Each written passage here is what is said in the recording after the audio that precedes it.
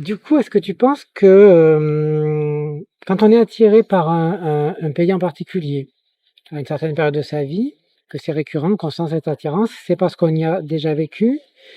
Et si oui, est-ce que c'est vraiment nécessaire de retourner sur place? Est-ce qu'on n'a pas déjà vécu tout ce qu'on avait déjà vécu sur place quand on y a été dans une autre vie? Est-ce qu'il faut nécessairement y retourner? Est-ce qu'il y a quelque chose d'inachevé? Est-ce qu'il y a quelque chose où il faut se reconnecter parce qu'on aurait oublié? Il n'y a pas de règle, en fait, je pense. C'est vraiment un appel intérieur. On répond ou pas à l'appel intérieur. Donc après, il y a des gens, ils vont être attirés par exemple par le Mexique.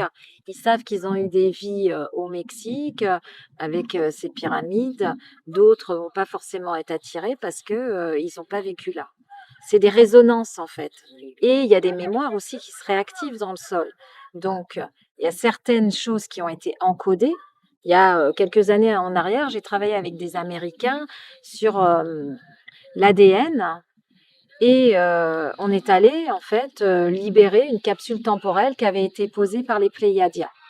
Elle était dans le sol et c'était vibratoire. Et en fait, en faisant ce travail, au bout de 3 jours, vibratoirement, ça a déverrouillé cette capsule temporelle où il y avait plein d'encodages.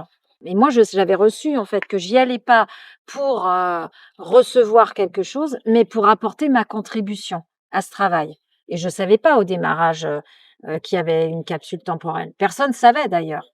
Et on y est allé, on était nombreux, on était 450 avec des Américains. Et en fait, il y a des contrats d'âme. On arrive avec certaines choses encodées dans notre structure. Là, pour le coup, je pense que c'était un contrat d'âme que j'avais pris il y a longtemps, d'être à cet endroit-là, à cette période-là, pour déverrouiller cette capsule temporelle pléiadienne. Et donc, on va dans des endroits, des fois, on n'a pas la conscience pourquoi on y va. On sent un appel intérieur très, très fort, et c'est après qu'on a la compréhension.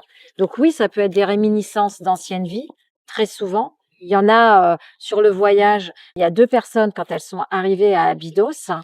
Il y en a une, elle s'est mise à pleurer à peine arrivée sur le parvis. Il y en a une, elle voulait pas venir la veille. Elle me dit non, demain je viens pas à la visite, je suis fatiguée. Et je lui dis, c'est dommage que tu viennes pas, tu vas rater quelque chose.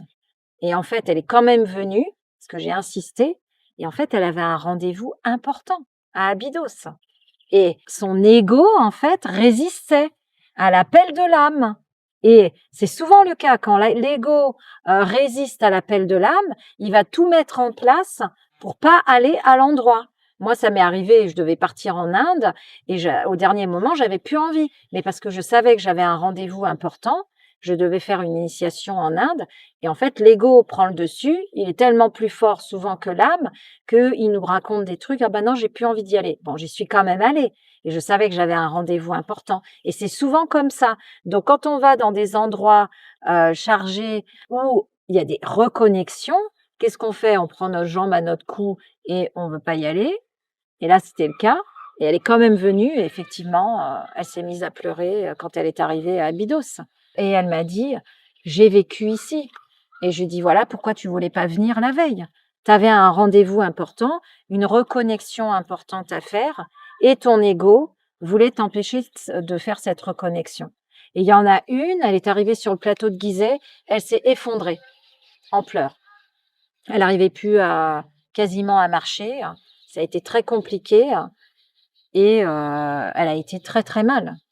Elle a pleuré, voilà, c'est des reconnexions en fait, hein.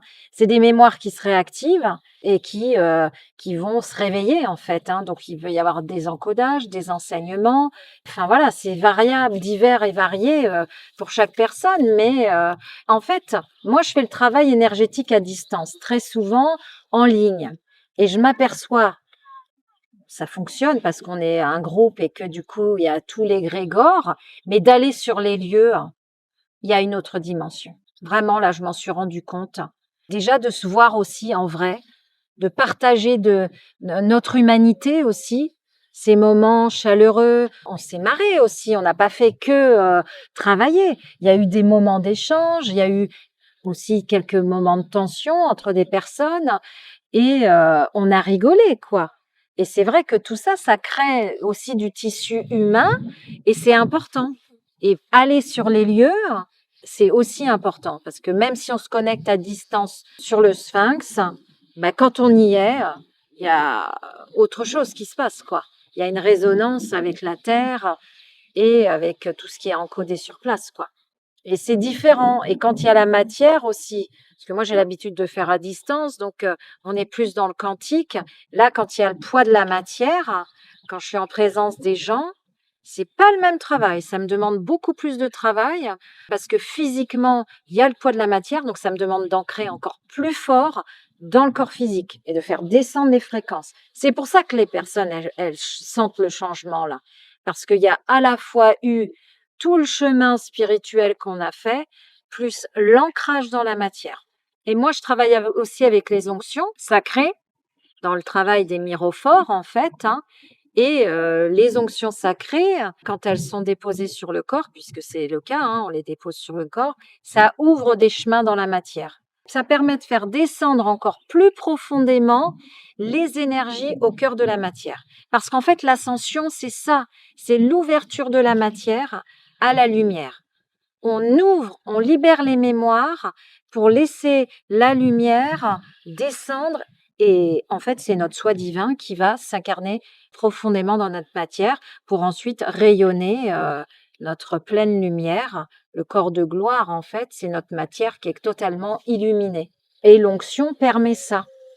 Voilà, c'est pour ça que j'utilise les onctions, que je fabrique aussi des onctions et je vais aussi, j'ai l'intention de proposer des onctions particulières en me connectant aux personnes et de proposer ça là bientôt parce qu'en fait, si on utilise l'onction, sur 21 jours, il se passe vraiment aussi des ouvertures importantes. Si on a un protocole, voilà, moi j'ai été formée par un prêtre pendant 3 ans aux onctions et j'ai bien vu le travail que ça avait opéré en moi.